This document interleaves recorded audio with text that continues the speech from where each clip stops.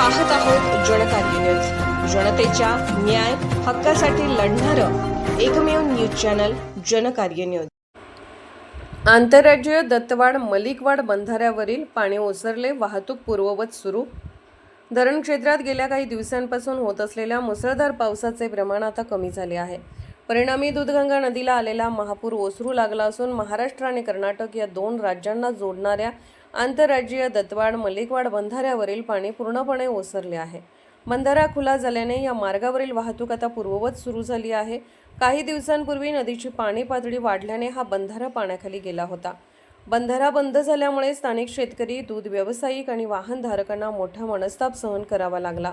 प्रवाशांना सदलगा आणि एकसंबा या पर्यायी लांबच्या मार्गाचा वापर करावा लागत होता, ज्यामुळे वेळ आणि इंधनाचा मोठा अपव्यय होत होता।